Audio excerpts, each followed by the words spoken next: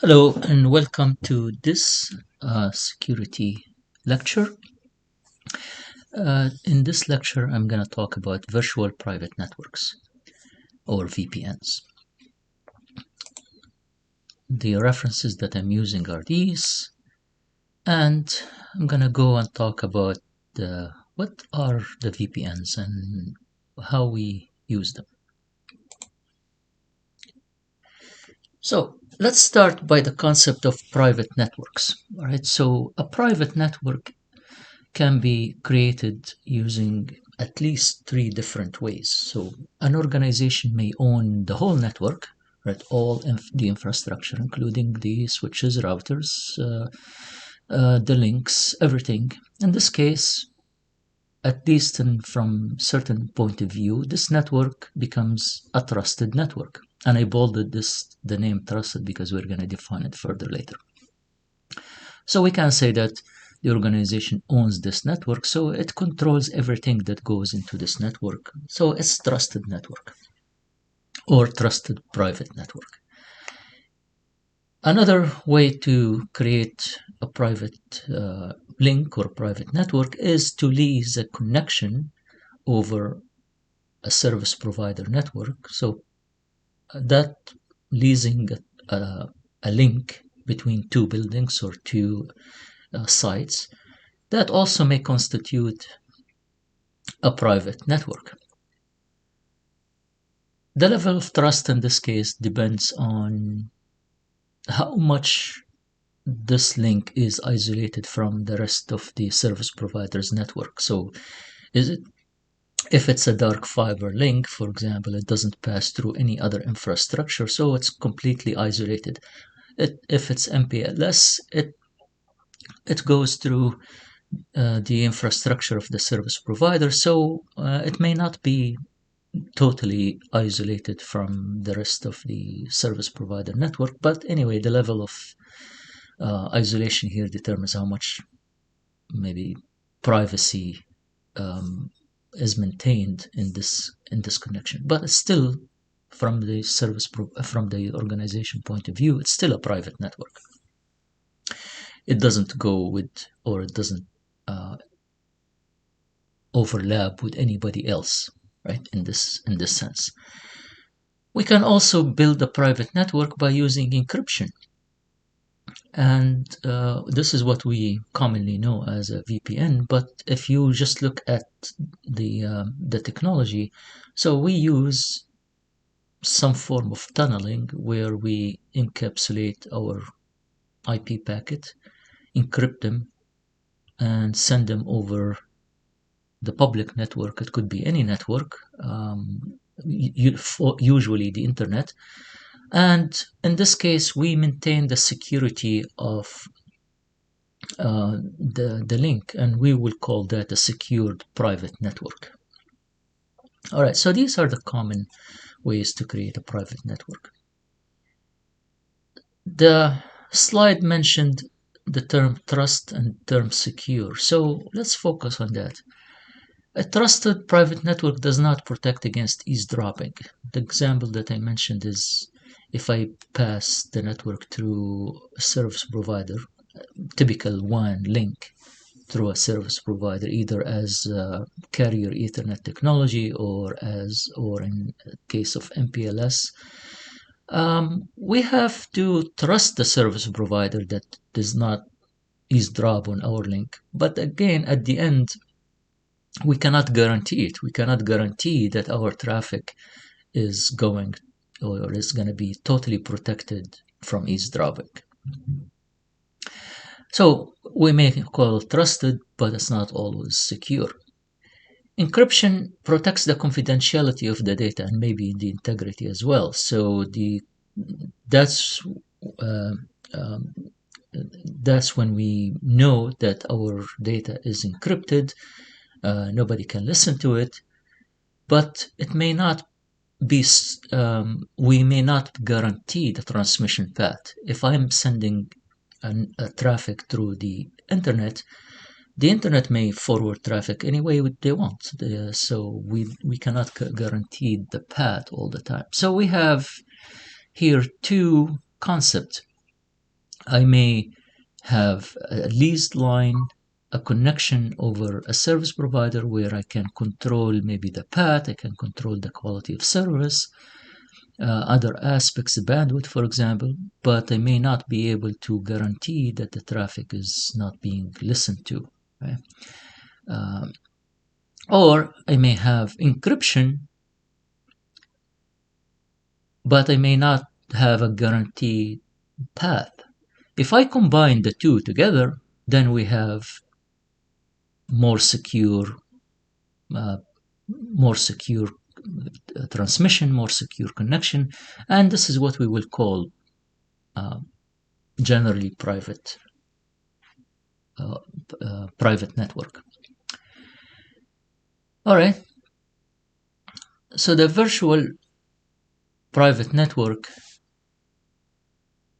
is the mechanism to establish a secure remote access connection across an intermediately network, often the internet. Often, but not necessarily. I may imagine the scenario where I encrypt traffic before I send it through MPLS through a service provider. In this case, well, I'm actually achieved a lot of objectives here. I maintained security of my traffic by encrypting it before sending it to a service provider who may guarantee the bandwidth and the transmission path. So, but the term VPN usually associated with the internet, and we will treat it as such for the rest of this lecture. VPN employ encryption and authentication to provide confidentiality. All right, so these two, and also we may have the confidentiality and privacy. We may have integrity and privacy. So confidentiality comes from encryption, integrity, not necessarily everything. Probably if you go back to cryptography, encryption doesn't always guarantee integrity. Somebody may replace a certain encrypted piece with another encrypted piece, so you still lose the integrity of the information. But we may combine the encryption and the integrity checks together, so we have traffic that not susceptible to eavesdropping and not susceptible to changes. And if we add authentication, which means that we know who's sending the traffic and verify the identity of who's sending and receiving the traffic, then we have the perfect VPN. Early VPN technologies usually focus on the tunneling, right? Without the encryption. PPP, if I recall correctly, well, we tunnel the packet, but so tunneling means encapsulating an IP packet inside another IP packet, right? Or in general case, including a packet inside another packet and sending it with different technologies, sometimes IP over ATM, for example. So tunneling is not necessarily a VPN. Tunneling is just encapsulation a packet inside another one. But VPN today is usually mean encryption. Right? So when you hear the term VPN, you always have to make sure that it actually means it's secure, not just being tunneled. Right? So what do we use VPNs for? We can use VPN to allow a local computer to access another computer remotely. In this case, we call it remote desktop, right? So we can access another computer while sitting remotely, and it looks like we are using the same keyboard, same screen as the remote computer while we are actually far away from it. Remote desktop is one application. Also, we also know about thin client concept, which is when we have a large number of employees, instead of having or assigning a desktop or a laptop to each one of them, we assign them thin client, which is basically a simple keyboard and screen, and the desktop, the actual operating system, is running on a server somewhere. and the client would be able just to send keystrokes and receive screenshots, and everything is executed remotely. So that's the 10 client, and that the connection will be a VPN. So whether it's a remote desktop or 10 client. The other common application for VPN is to attach two different networks that are this far away from each other, attach them so that they look like they are local to each other, right? So by creating a link that allows two uh, two remote networks to perform the same, two networks to be looking at local to each other, and if we have a client in one network, that client will be able to access all the resources of the remote network as if it's locally connected, right? And in this case, well, the remote client could be able to access everything in the remote network, or it could maybe the administrator will limit the access to certain resources. Either way, um, the remote client will probably assign the same IP address as the remote network, and will be able to access it as if it's sitting in the remote network. Right? So these are the two main applications. If we look at the VPN requirements, I already talked about being encrypted and authenticated, so that's any VPN that it doesn't have encryption authentication. It's not real VPN from the modern definition, right? But we also we have to secure the endpoints in any network, in any VPN. The risk usually comes from the endpoint. So this is the tunnel that goes, it's encrypted, it goes over the internet. Looking at this traffic will be hard because it's encrypted, especially if we use the proper encryption algorithms and protocols. But the endpoint is usually the one where it's subject to attack before the traffic goes in and after the traffic goes out. So in other words, if this tunnel is terminating at a router, the router itself may be subject to hacking and may be subject to eavesdropping, so I can see the traffic before it goes in or when it goes out. So that's our main weakness. So it has to these endpoints have to have security and have to have the same security parameters on both sides. Right? We cannot build security on one end and then the other side we leave it unsecure. So it's either way, it needs to be secure on both sides. We need to use the proper tunneling and encryption protocols. Weak encryption means that somebody can take the data midway and analyze it, and sometimes we don't even need to look at the encryptions or break the encryption. We could just do traffic analysis, so we can gather information without knowing the exact details of this data. So we need to protect against these attacks.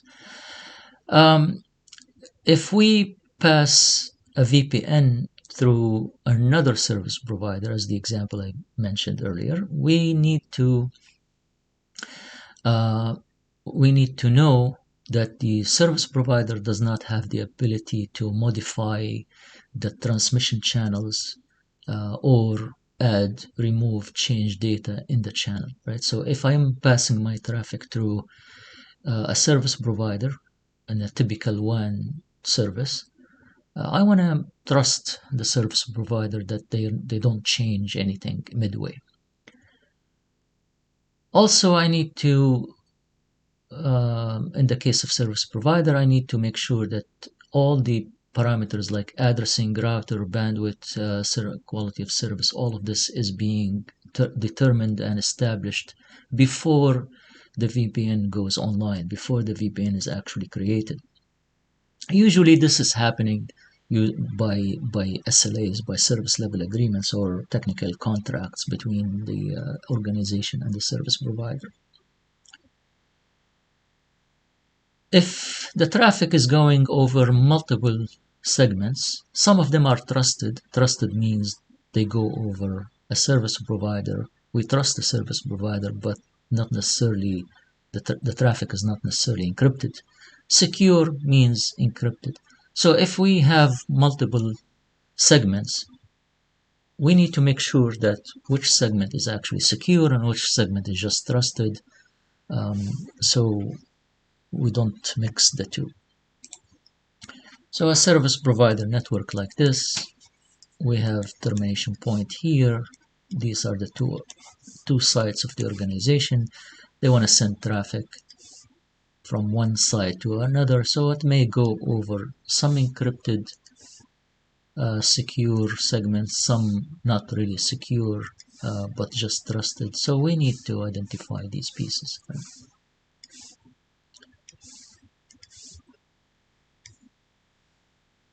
We need to know which is which. Okay. VPNs are useful constructs because we can establish secure tunnels between remote sites over public internet. Public internet is the cheapest infrastructure out there versus, if we compare it versus other types of WAN technologies, MPLS, dark fiber, wavelength, carrier Ethernet. All of these require cost. Internet is the cheapest among them. If I can create a secure tunnel over the internet, then I probably won't need to pay a lot of money. There is unlimited geographic connectivity. You may have MPLS service local to your city, but it's very hard to have the same MPLS service from one continent to another or across multiple countries. The internet, by its nature, it's covers the globe, so I can practically connect any two sites over any two regions easily. If I use strong encryption, strong protocols, I can improve privacy. I can also maintain integrity. VPNs are scalable. I can build virtually any topology, mesh, partial mesh, hub and spoke, anything I want by configuring proper VPN between the sites. I can deploy it rapidly in hours, in a matter of hours. I just need to configure two sites with the same parameters using a protocol, one of the protocols that I will mention later, and then we create the tunnel, we create the VPN. In fact, VPNs are created every time you visit a secure website using HTTPS, as I will describe later. So these VPNs are deployed, configured and deployed every time you visit a secure website, and then they are terminated and dismantled after you leave. So they are created on the fly here. So there are many benefits. I think most of these points repeat two or three general ideas, which is money is less, flexibility, and security. So they are all share the same common factors here. However, VPNs have limitations. Again, when I talk about VPN over the internet, the VPN over the internet is cheap, but it's subject to the internet conditions. So quality of service cannot be guaranteed. You may purchase 100 megabits per second bandwidth from a service provider, but the service provider guarantees maybe your access circuit to be 100 megabits per second, but it doesn't guarantee that from one country to another you're going to maintain 100 megabits per second. So this quality of service bandwidth in this case is not guaranteed end to end. Jitter delay is not guaranteed, so you are going to take your chances, and you're going to, if you use the internet, you won't be able to determine these factors that guarantee quality of service. You may have fragmentation, you may have congestion, packet loss, so and so on, right? Another interesting thing about VPN is that it cannot compress packets. You cannot compress data.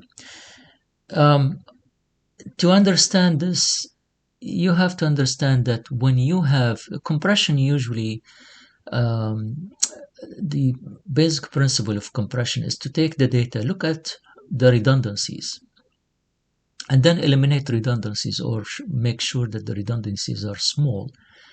So that's how you compress. So let's take an example. This screen that you are seeing right now, if you think of it as an image, right? It's not as text, but as an image. There's a lot of white space in this screen. If I want to send image information, instead of sending white pixel, white pixel, white pixel, white pixel, right? So most of it is white pixels. Instead of saying that, I can say there is 1,000,000 white pixel there before I start talking about the first black pixel with this, which is the top corner of the V in the VPN limitations. So in this case, I can compress this image a lot by just describing how many white pixels are there instead of sending each white pixel by itself. Now, compression will take this image and scramble it to the point that I cannot recognize the letters anymore. It will look like random pixels of various colors. So in this case, if I wanted to compress it, I won't find any redundancies to compress. I want to eliminate. So generally speaking, when I take any information, whether it's an image or a document, and encrypt it, the point of the encryption is to look like, for the data to look like it's garbage. It's a random set of characters, right? Without any relationship with each other whatsoever. So in that case, it cannot be compressed because there is no redundancies there, not recognizable redundancies there. So encrypted traffic cannot be compressed, which means that if I want to send data between one end to another end, I may compress it before encrypting it. All right, so that's one way to do it. But once it's encrypted, it cannot be compressed.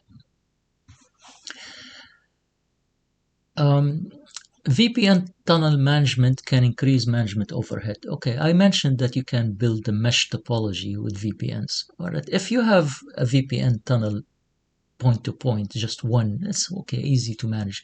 If you have tens of them, imagine an organization with a lot of branches, like a retailer, for example, with a lot of VPNs being created. That's a lot of overhead from the management perspective, because you have to set up the VPN tunnel on every point in these sites. It's also management not from the administration point of view, but from the hardware point of view. You need to this encryption, decryption, key management, all of this, it needs a lot of processing powers, and that will increase the work overhead of the device that's creating and deploying these VPNs. VPN is as strong as the protocol the algorithm that you are using. So if you are using weak encryption algorithm, then your VPN is not as strong, right? So again, for the uneducated about VPNs, they may create a VPN, but with very little security in them. And one of the objective of this lecture is actually to understand the strength of some of the VPNs and how to manage them. Also, as I mentioned before, the weakest link of the VPN is actually the endpoint.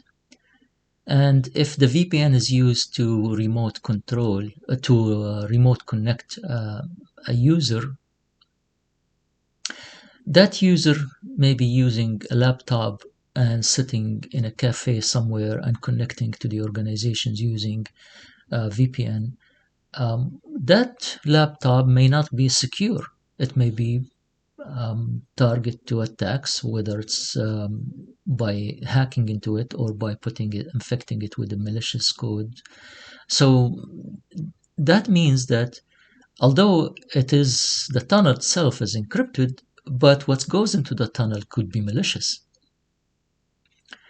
Somebody may have access to the laptop and they use it actually to go securely into the organization.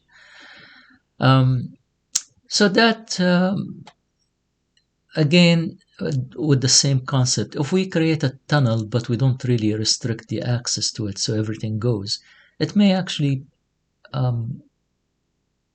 be used as a way to go in and out of the secure network without being monitored.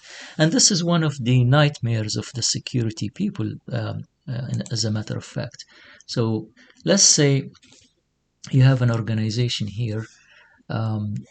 So again, back to these two sites, right? You are trying to protect the network or protect the connection using a tunnel. Okay, well, that's fine.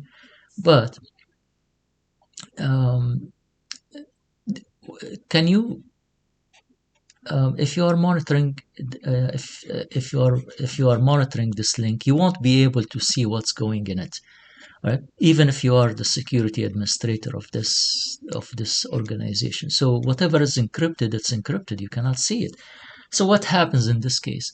Well, if somebody is sitting here with a laptop and using or this laptop is infected and there is a malicious code virus coming in, you won't be able to see it.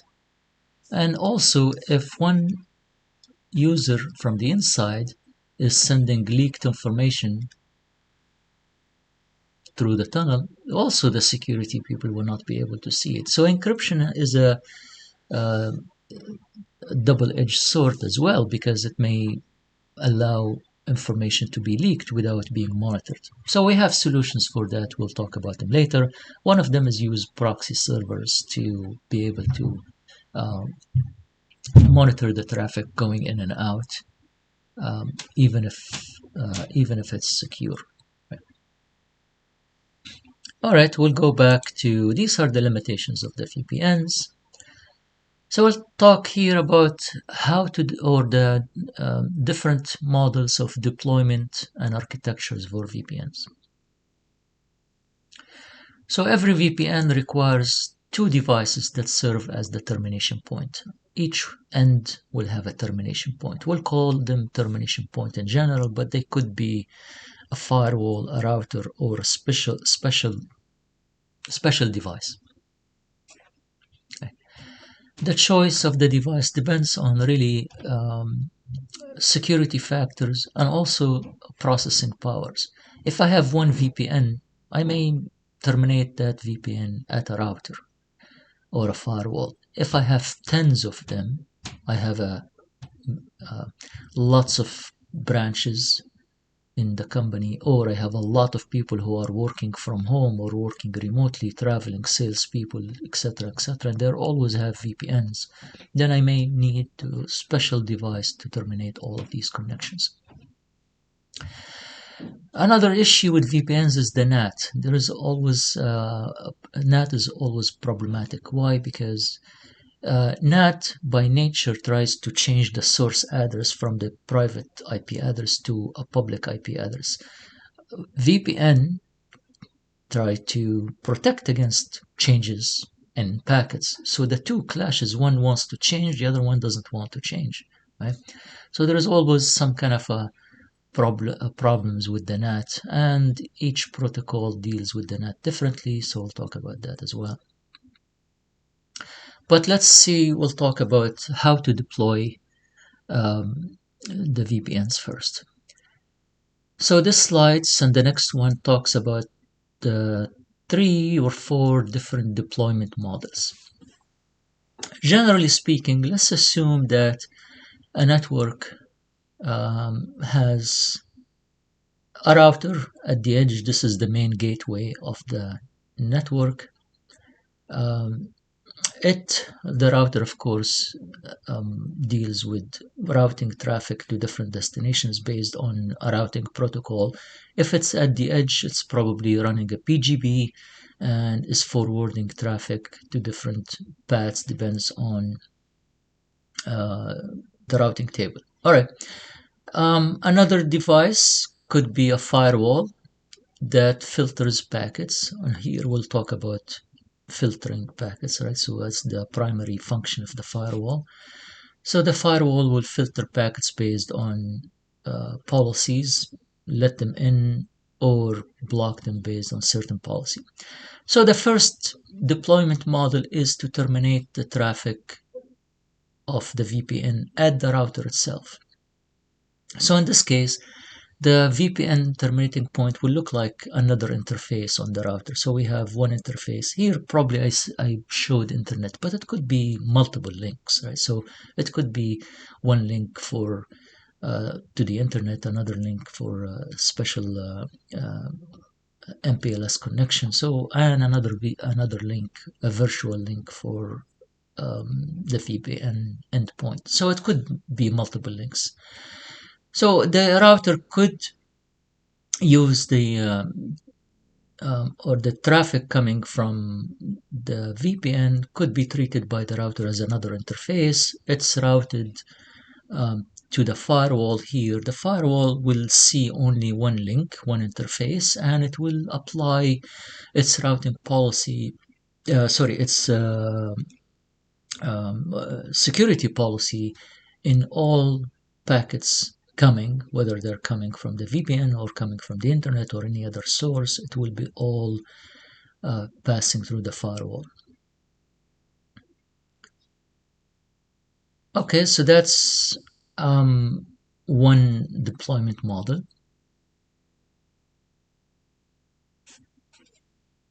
The other deployment model here is to, let's see, in this case, the endpoint does not terminate at the edge router, it terminates at the firewall. What does that mean? It means that the traffic, this is the dashed line here, does not bypass the router. It actually goes through the router, but the router itself does not terminate the VPN. So it deals with the packets, secure packets as just packets and pass them based on the routing policy, pass them to the firewall. The firewall is the device that actually decrypt the packets and terminate the VPN. In this case, the firewall will have two sources of traffic. The first source is the traffic that comes from the router unencrypted, the regular traffic, and the other source could be coming from the VPN. It's like another interface. So the firewall may have two different security policies, one for the traffic that comes from the router, the other for the traffic that comes from the VPN. So this way we can have, this represent an advantage and disadvantage. The advantage is, I may say, well, any traffic that comes from the VPN is totally trusted. Go ahead, I don't need to apply any security policy to it. while I apply the security policies only on the traffic that's coming from the edge router. So another way, if I look at the two cases here, let's go and look at it as we have a router here, we have a firewall here. I'm just represent one with the circle and one with the rectangle. I have untrusted network, could be the internet, another router, and another firewall.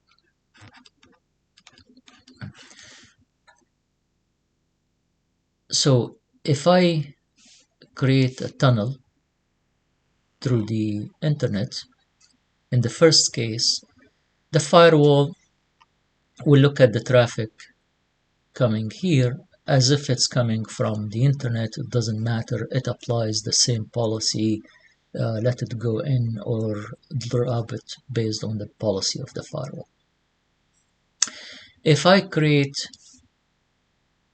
the tunnel between a firewall and firewall, I may say, okay, this traffic in the blue tunnel here is coming from trusted, secure network on the other side, so it doesn't need to be blocked or checked against security policy. I'm just gonna let it in, and same way goes both sides, right? So the advantage is I'll bypass all the policies. The disadvantage is that if one side of this network is compromised, the other side is compromised as well. Right?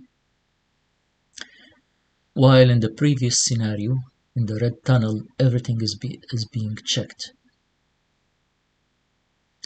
So this is the two main models.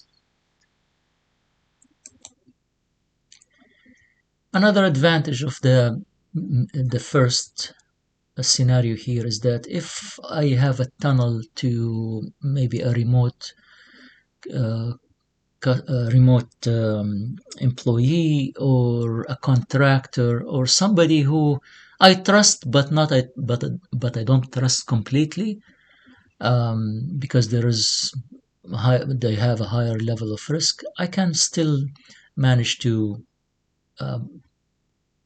treat this traffic, especially using the firewall, by saying, okay, this traffic that's coming from the tunnel here, from a certain IP address, I can just let it go only to the DMZ or to a special extranet instead of letting it directly to the private network. So I can apply certain policies here.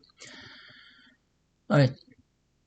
In both these scenarios, VPNs take processing power.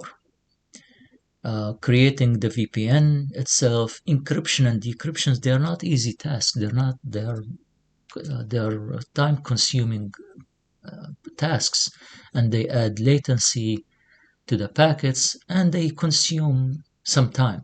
So if you have a busy router as is, and you add the VPN functionality, it becomes even more busy. If you have a firewall that does packet filtering and that also time consuming and require processing power, and you add VPN management to that, which is encryption, decryption, and all of these things that we need to do for establishing a VPN, that consumes a lot of power. So if I have a large number of VPNs, hundreds, thousands of them, then sometimes I need to have a special VPN, a special device to manage the VPNs. It could be just a simple router, but it's dedicated to only doing VPN connections. So in this case, we call them VPN appliances. And the VPN appliances can also be located in two different locations. If I put it behind the router, so what happens is the router will forward packets just based on the header information, like any other packets. They will go to the VPN appliance. The VPN appliance will decrypt these packets and will forward them to the firewall. So in terms of benefits and advantages and disadvantages, this is no different than the edge router. The only exception is that now the VPN will take over the processing of VPNs. VPN appliance will take over the processing of VPNs rather than the router itself. Right? If I put the VPN appliance behind the firewall, from the security perspective, this firewall will pass all the VPN without decrypting it, which means that it won't see what's inside. Right? It will just pass it based on header information, allow or deny based on the header information, and then after it passes the firewall, it will be decrypted by the VPN. So in order to do that, we have to really trust this VPN, right? So because it will bypass all the protection, and the traffic will be decrypted inside the private LAN. So in this case, we really have to make sure that we trust the other side. But the main reason for using VPN appliance is to offload the processing of VPNs to a different device rather than use either a router or a firewall. One comment I want to make before we move on is that um, in most organizations, we're talking about most organizations, they don't have a special firewall and special router. Like they don't need a lot of routing. Most of the routing will be either static route to the internet or maybe to one more another connection. So we don't need a lot of routing for most organizations, unless you're talking about big data center, big carrier network, or big organization, government, something like that, big retailer. But if we're talking about school, hospital, something small, something like from the network perspective is not sophisticated, then we usually have an edge router and a firewall combined in one device. Most organizations will just use a firewall and will do simple routing. So this is just to dissect and separate the functions so we can see where to put the VPN. But if we have one device that represents the gateway to the outside, then that device most likely will combine the routing and the firewall functions in one device, in one hardware, one device. So that's just the comment that I want to make. So instead of having these two devices, we'll just have a firewall.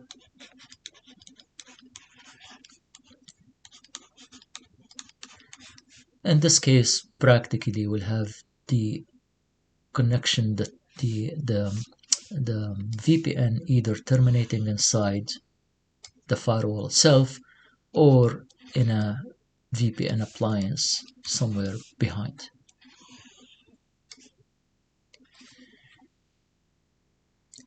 All right. So now we looked at those deployment models. Let's look at the architectures of VPN. Again, we have 4 different scenarios here. One of the most common scenarios, and as I said before in the applications of VPN, is the remote access. So in this case, you are sitting at home and you want to connect to resources at work or in the university.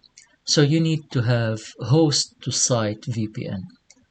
The VPN itself is initiated, the endpoint is initiated in your laptop or the desktop, and the other point will be terminated at the firewall or the router. Here, instead of drawing firewall and router together, I just put one device, right? So just to simplify the picture, rather than just having all these alternatives.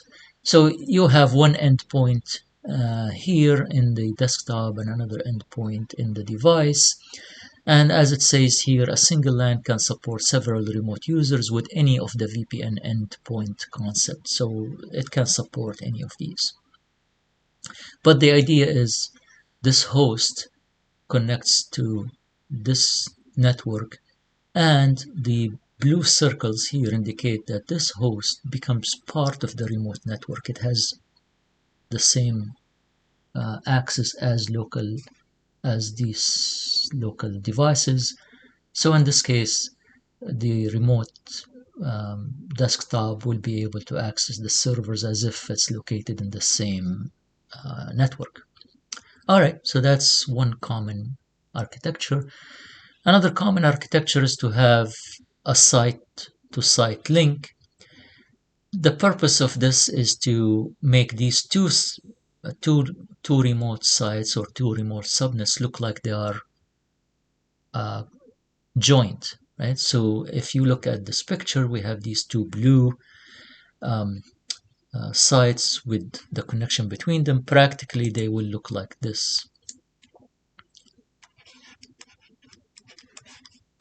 The VPN will connect them, so virtually they will look like they are connected through the same to one router.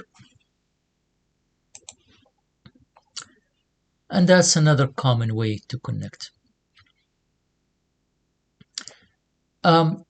These two site to site can be from the same organization. These two sites can be the same organization, and we will have maybe the connection or the user on both sides will have same privileges, and they can go back and forth between the two of them.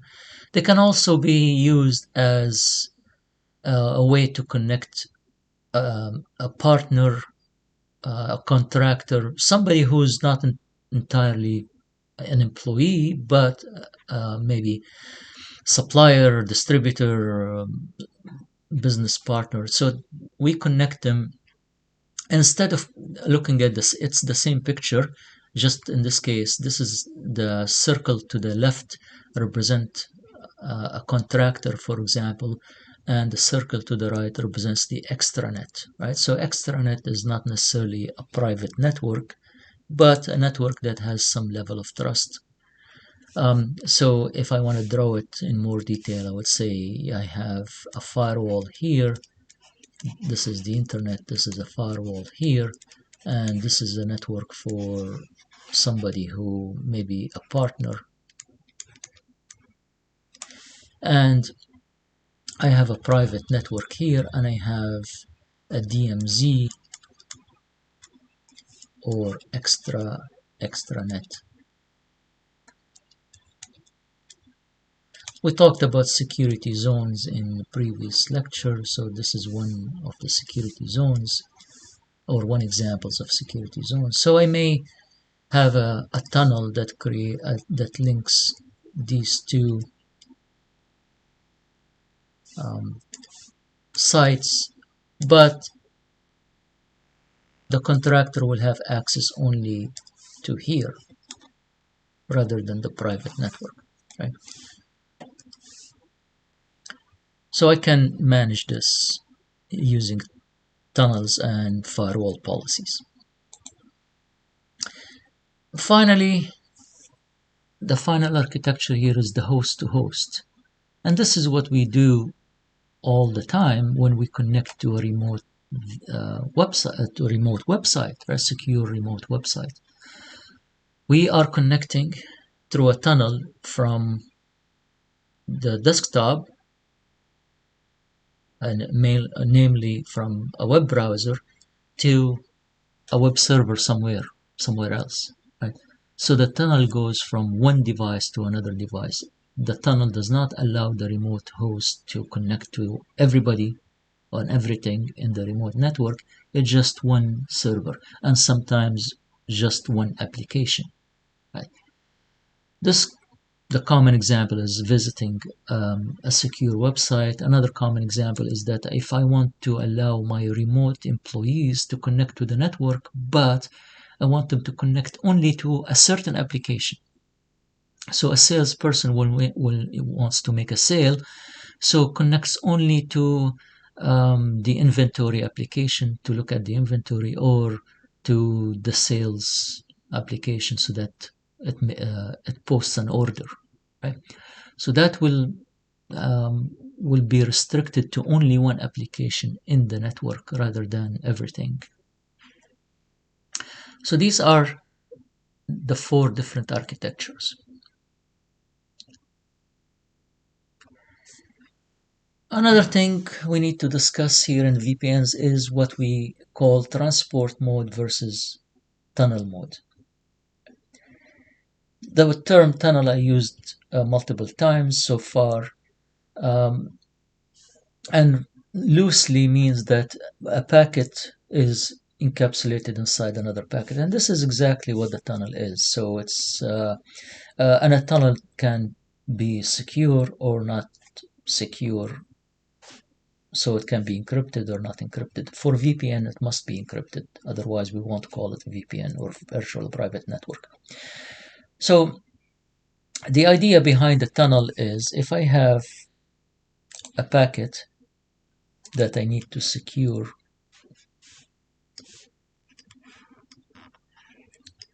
so the packet has a header or multiple headers, so we'll talk about only the IP header in this case, right? Maybe TCP or transport header, so we'll call it TCP, but it can be any transport. If I want to encrypt the entire packet, this means that I'm going to hide the IP header here. So if I hide it, if I encrypt it, it won't be able to pass through any network because, well, the header will be scrambled. No router can see it. I cannot pass it through the network normally. So in this case, if I want to encrypt this part, I must encapsulate the entire network, the entire packet with another, inside another packet, with another header, in this case the IP header. So that's what we will call a tunnel. For VPNs, the packet inside must be encrypted. This part, of course, is not encrypted, so it can be forwarded through any network like any other IP packet. So that's a tunnel. So what's transport? Transport mode, let's repeat the same picture again. So we have a packet, we have the IP header, and we have the transport header, or layer 3 and layer 4 if you wish. The transport, as the name implies, encrypt everything except the IP header. In this case, the IP header is still visible to the network, so the network can still forward the packet based on the original IP header. So that's what we would call transport mode.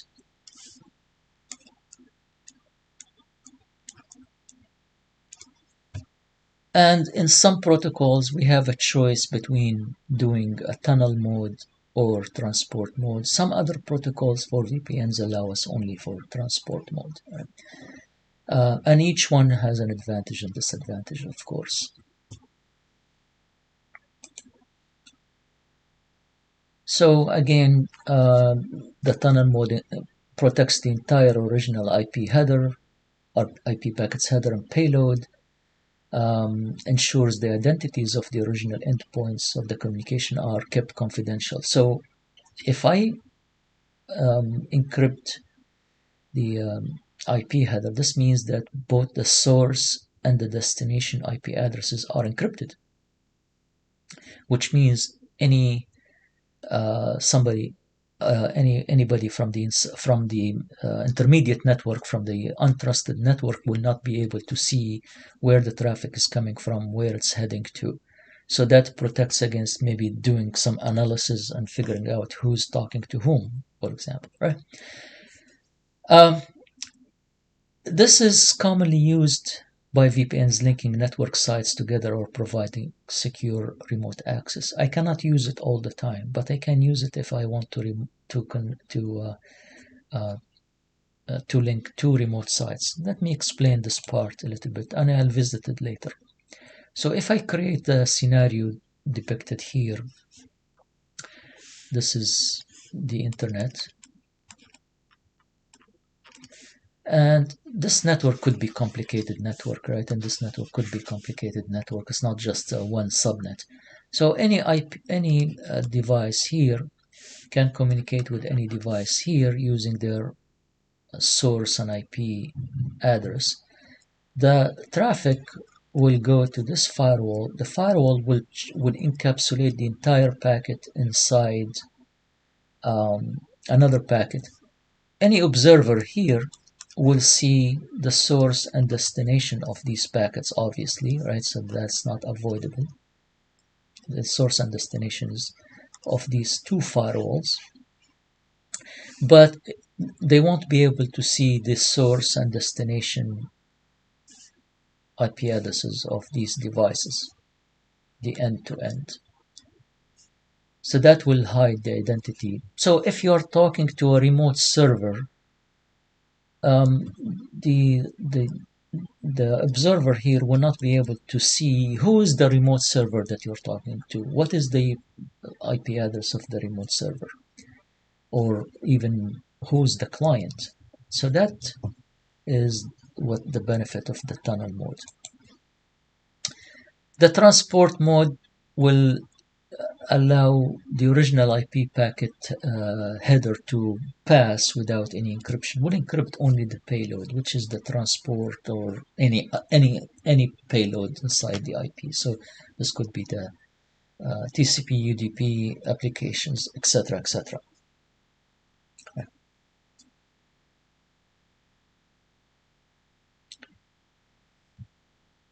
Okay, so now we can talk about three main VPN technologies or VPN protocols that are used commonly to create virtual private networks. And for these three, of course, the details are overwhelming if you want to look at each one protocol specifically. So we're going to focus on certain things. We're going to focus on, first of all, the main characteristic of the protocol, right? How the tunnel is created, how the VPN is created, the operations and the applications of the protocol. So these are the main things that we're going to focus on. Before I start, all of these protocols use almost the same common approach. We talked about symmetric cryptography versus asymmetric, or public key cryptography versus private key cryptography in a previous lecture. And I said back then that the advantage of public key cryptography is that we don't need to have to share a key or an individual key between every pair of devices.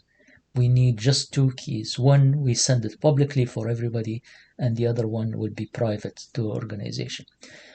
However, doing the math to encrypt and decrypt using public key cryptography is complicated, and it's not practical for large documents. So in this case, symmetric key or private key cryptography will be better suited for these tasks. Most of these protocols actually use the two approaches. Use the public key cryptography to initiate a connection and negotiate something. One of the things that they negotiate is actually a symmetric key cryptography for symmetric key cryptography, right? So they start using public key cryptography. They negotiate algorithms, they negotiate what kind of protocols they want to use for encryption, decryption, hashing, etc., etc. And then part of the negotiation process is to exchange a key that they use for symmetric key cryptography. Usually, that technique that they use to exchange the key is Diffie-Hellman protocol. the Diffie-Hellman protocol from the cryptography courses, we remember that it allows two entities to create a common key without actually sending that key in, in the channel. So anybody who's observing the channel will not be able to see any key. They will just see parameters of the Diffie-Hellman protocol being exchanged, if they manage actually to do that. So these are actually the common things between all the three protocols. Each protocol will have slight differences in the way they to create the tunnel and also the application. So let's talk about the oldest one, which is the IPsec. IPsec is a very comprehensive protocol. It has been around for a long time. For IP version 4, it is a separate protocol. So IP version 4 separates between the actual IP packet and the IPsec. While in IP version 6 is integrated. IP version 6 in theory is more secure than IP version 4, and IPsec is an option inside an IP version 6. So we're just going to ignore this fact for now. We'll talk about IPsec in general. So as any VPN protocol, it has to provide encryption, so it provides this service, the encryption, message integrity, which means that the message cannot be changed midway, protects against some attacks, like replay attacks, which the packet can be taken and replayed. So even if it's encrypted, somebody can take the encrypted packet and just send it over and over again. So that means that we need to protect against this type of attack. Usually the general mechanism for protection is to have sequence numbers, right? So we identify the packets, so when the same packet comes back, we know that it's a replica. It has a mechanism for negotiating of different security methods and keys. We call them security associations. And it provides actually two modes that we talked about, transport and tunnel. It's actually, the IPsec has multiple protocols as part of the IPsec. One of these, or two of these protocols, is the authentication header AH and encapsulation security payload, which is ESP. Originally, each one of these protocols is designed to do separate tasks. So the authentication header, from the name, provides authentication, which is verification of the identity of the endpoints, and data integrity, which prevents the packets from being manipulated or changed midway, right? So it does that by using hash functions. Usually when we talk about integrity, we use digital signatures or hash functions, encrypted hash functions. So that's the authentication header. It doesn't provide encryption, right? Which is good if you want to send traffic that you don't care if people look at it, but at the same time you don't want them to change anything, right? So it doesn't provide confidentiality or encryption, but it provides authentication and integrity. The encapsulating security payload originally was designed to do only confidentiality. So which means that if you want to have authentication and privacy, the conditions for a complete VPN, you have to use the two protocols, right?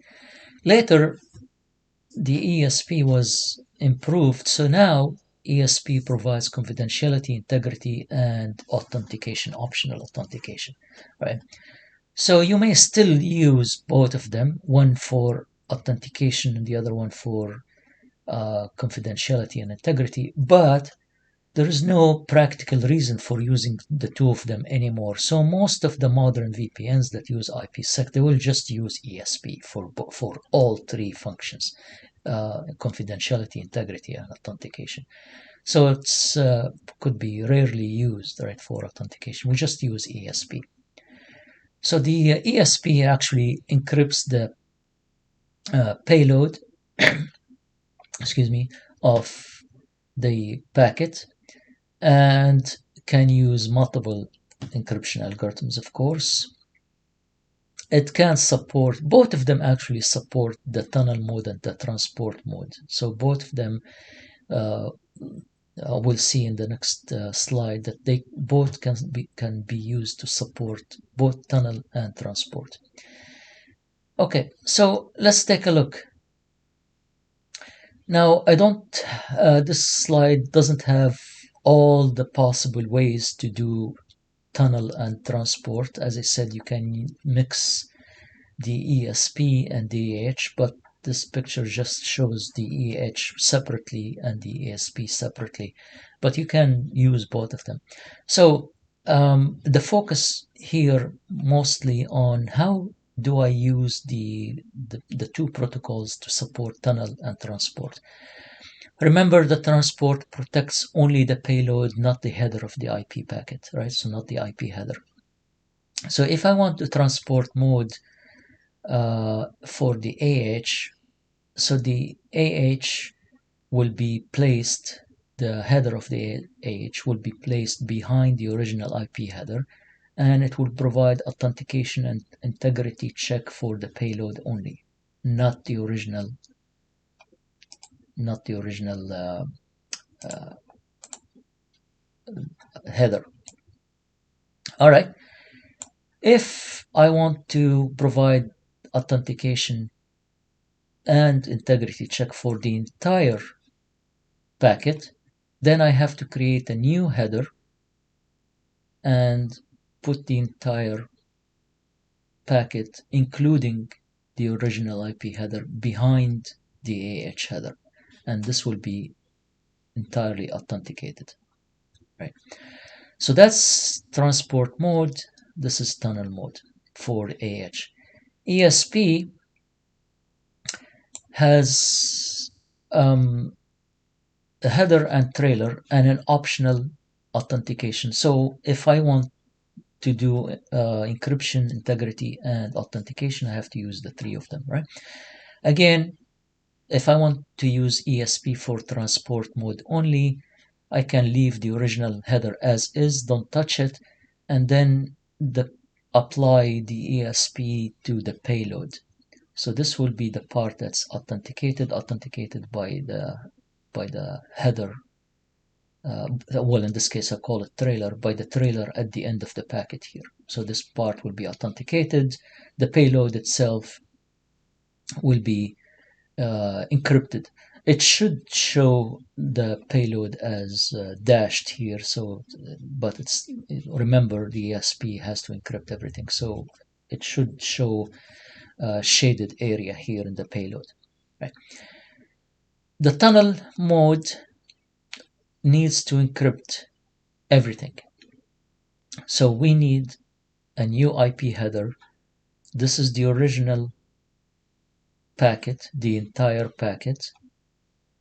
We have the ESP header and the ESP authentication trailer here. The whole part is encrypted and the whole part here is authenticated. I still want to emphasize that if you use the ESP, this part is also authenticated and encrypted. Maybe this slide needs to be modified a little bit. Okay, moving on. The IPsec operations is extensive. It has a lot of parts. The main part is the negotiation of the algorithms that we need to use for encryption and integrity checks and all of that. And then we need to do data transfer. So we'll focus mostly on the negotiation, because once the negotiation is done, all the packet will be encapsulated like this, and there is nothing else we need to look at. It's just encrypted packet going back and forth. So the most focus on not just IPsec but all the other protocols, we will focus mostly on the negotiation part, how how the tunnel, uh, VPN tunnel is being uh, created. Okay, so to create any VPN, both sides have to agree on a lot of things. And from the cryptography lessons, we learned that we have a lot of, maybe not a lot, but we have several algorithms for encryption, several algorithms for hashing, for integrity checks. So if two endpoints wants to talk to each other and wants to establish connection, they have to agree on all of these algorithms. You cannot use DES on one end and triple DES on the other end.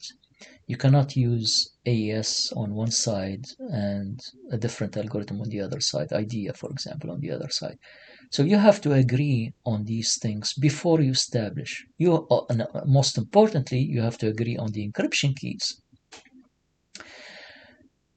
If we're talking about hashing, again, you need to agree on the hashing algorithms that we use for integrity checks. So all of this has to be done before we send any packets through the tunnel. So for IPsec, we will call these bundles of algorithms security associations. So the security association is, think of it as a list of algorithms and parameters that both sides have to agree on. Considering that maybe the endpoint will handle multiple VPNs, so in any particular device that terminates the VPN, it may have a lot of associations, not just one or two. It may have a lot of associations. And considering that some algorithms are strong, but they consume a lot of processing power, some algorithms are weak, uh, we can actually the administrator can choose not always to use the most strong algorithm out there. There may be a trade-off. So it's really important to understand that we may need different algorithms for different types of VPNs, for different types of, so we need to create multiple security associations for each type of VPN. For IPsec in general, there is a security association for each traffic direction. So I may, in theory, have one direction of traffic being using an algorithm for encryption, and the other direction will be using different type of algorithm or different type of different type of algorithm, right? So why? Well, I may need to send a command to a camera to move. So this could be encrypted, but sending a command to a camera to move from one angle to another may not be really top security issue. So I may use a less secure protocol to protect that traffic. The traffic from the camera to the server or to the desktop, on the other hand, may be more important to me, so I'm going to secure it with a stronger algorithm. Right? So this is one reason for having um, two different security associations for each for one direction. Um, the security associations for IPsec historically were created manually, right?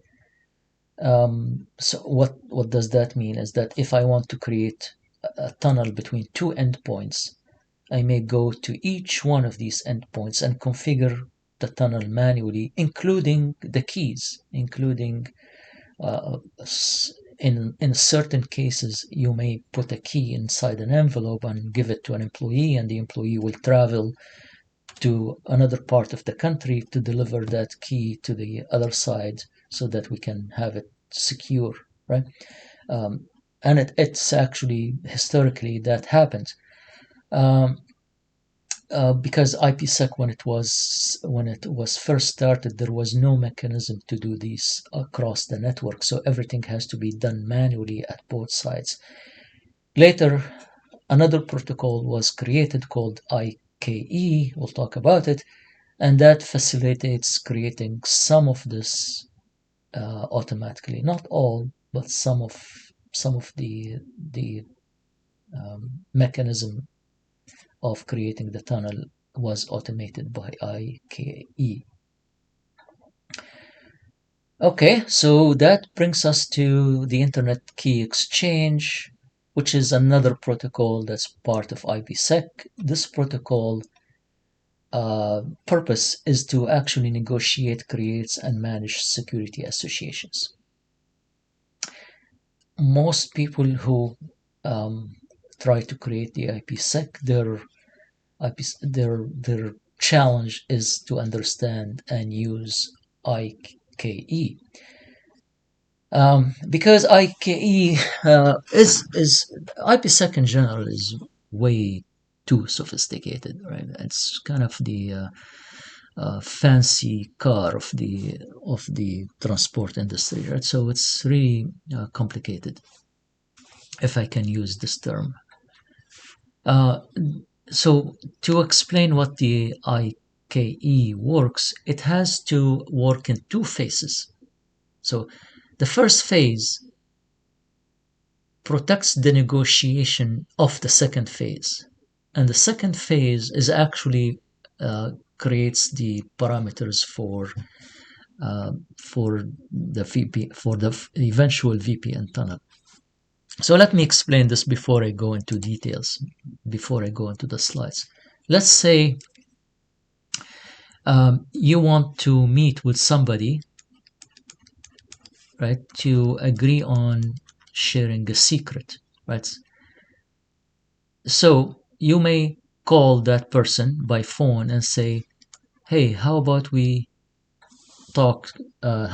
meet in a cafe, certain address, and the purpose of this meeting is to exchange keys. So the two people will go and meet in a coffee shop. Excuse my drawings here. And they will exchange their keys for encryption. But that may be subject to interception. Somebody listening to these two, intercepting their phone conversation, and they know that they're going to meet in certain address, certain cafe, so they may go and listen to them as well at their conversation. All right, so that the creator of the IPsec say, well, this is not secure, so we don't want this. Right. So we want to have a secure meeting. So first, we're going to have a conversation about where to meet. And so they go and meet, but the purpose of the meeting is not to exchange the parameters for the actual encryption. No, the secret meeting here is to negotiate the parameters for another secret meeting where they negotiate the parameters for the encryption. So they will meet in secret, and they will say, okay, we will meet in this place, and during this meeting we will negotiate or agree on another secret meeting where we sit down and we'll talk about what we do actually to exchange conversation secretly. So IKE works in two phases. The first phase is negotiating how to meet, to negotiate the second phase. and eventually agree on the parameters to encrypt the traffic. So I hope that explains it, but this is how it works. Um,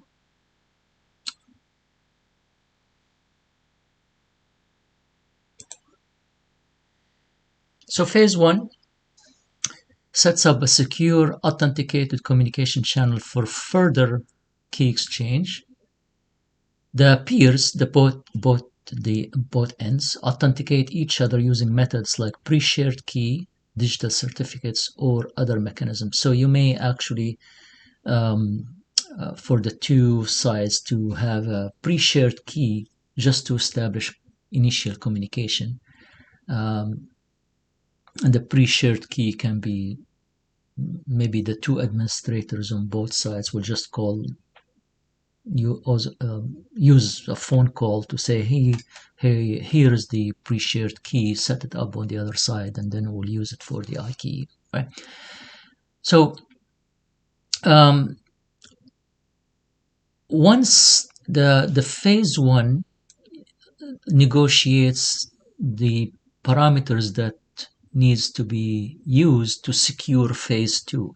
So one of these parameters is of course, the security associations, like the algorithms used for encryption, the keys used for encryption, uh, the algorithms used for hashing, and so on. Right? So one of these things is establishing a shared secret key. And one of the common techniques to establish a secret key is Diffie-Hellman.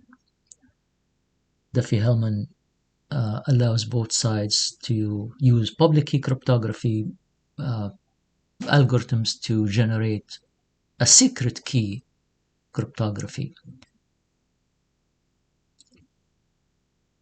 Okay, so the phase one eventually will create security association for phase two. Remember the analogy. We're not trying to agree on the protocols and the algorithms for the eventual encryption of the packet. No, we just need to create the protocols and algorithms that we're going to use to secure our next conversation. So phase one actually occurs in two modes, the main mode and the aggressive mode. So what is the aggressive mode? The aggressive mode is the quick mode, right? And I am representing it here in this small diagram to the side. Alice and Bob, the two ends, will exchange exactly three messages. The first message, Alice will send Diffie-Hellman parameters that will be used to create a secret key, right? So Diffie-Hellman parameters, remember P and G, right? So P is a prime number large enough, and G is a number that's smaller, not necessarily prime, but smaller than P. So I encourage you to go back to your cryptography lessons and learn how Diffie-Hellman works. So that will be exchanged. Also, within the same message, Alice will send its identity, so I'm saying I am Alice, and will send the crypto proposal. This one includes what I'm capable of. I'm capable of implementing 3DES, for example. I am capable of implementing IDEA protocol. So it gives Bob all the algorithms that it's capable of doing. So Bob comes back and say, okay, here is my parameters of DH that allows us to create a secret key. And you contacted me. I am Bob. I am sending proof that I am Bob. Right? Again, I'm not going to go into the details, but this could be by using Alice send a random number and asking Bob to hash that random number or encrypt it using something that they shared before. So You can go back to your cryptography lessons to see how we prove the identities of different sites here.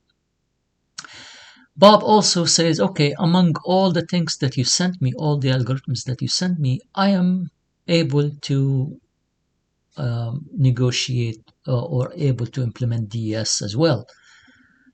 So here's we're agreed to use this algorithm. Of course, if Alice sends algorithms that Bob won't be able to use, then the connection will break down, right? So you sent me an algorithm.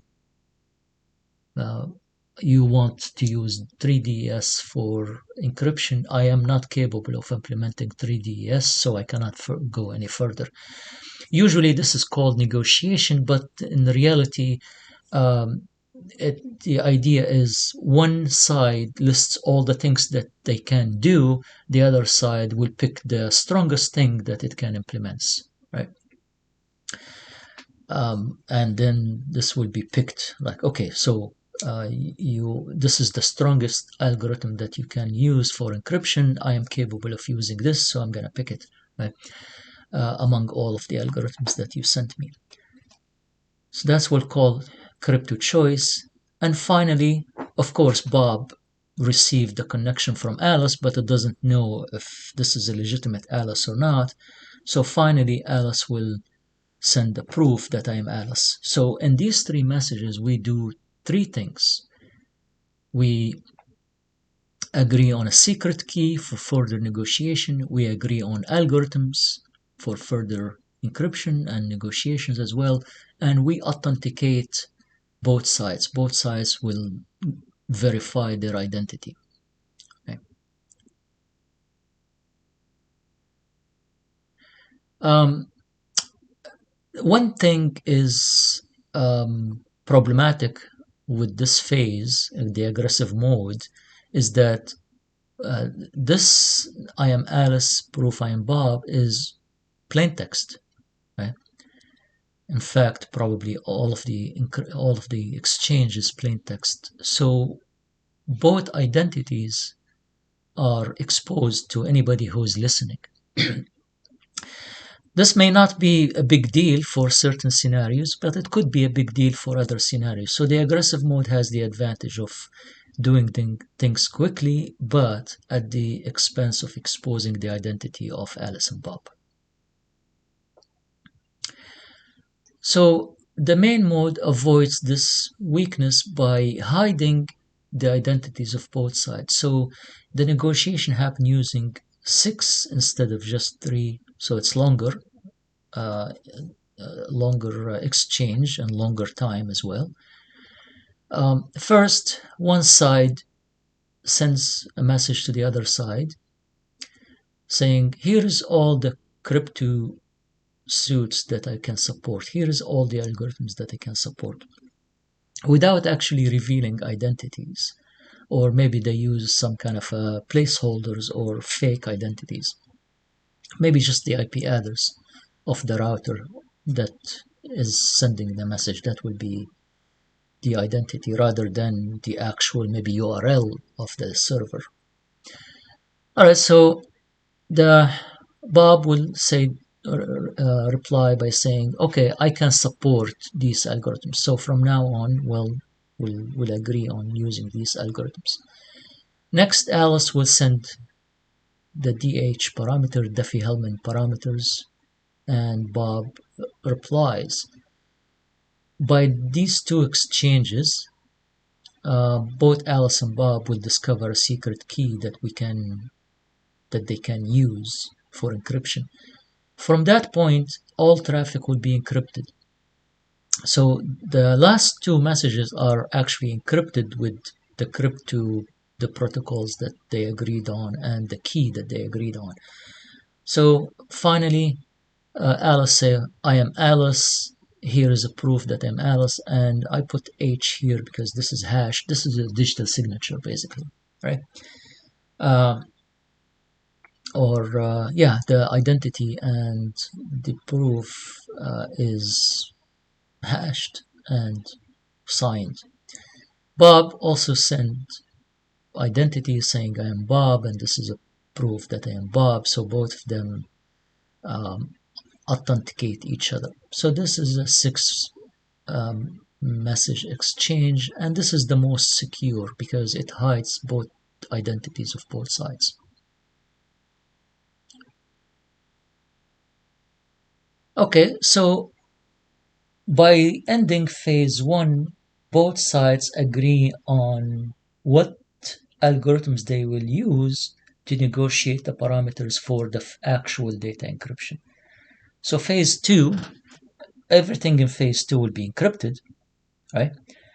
Um, so phase two focuses on negotiating parameters of actual data encryption, determining encryption algorithms, integrity algorithms, and other parameters for protecting actual data traffic, and creates another set of security associations.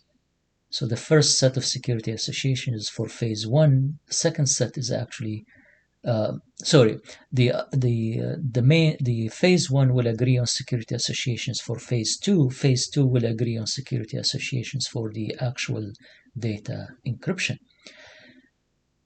Um, and also, this is where IB phase two will decide whether the data is being encapsulated in tunnel mode or sent as is in transport mode. So they will agree on the mode here.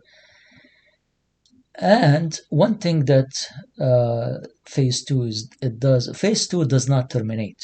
Phase one terminates after the negotiation. Phase two starts. Phase two continues for the entire time packets are being encrypted. One reason for that is phase two keeps renegotiating some of these um, parameters throughout the data, throughout the VPN life, right? So the phase two says the security association is valid for certain time, seconds, minutes, hours, whatever the setup is, and then we will renegotiate the parameters again. One of the things that can be renegotiated is the key for the symmetric key cryptography, right?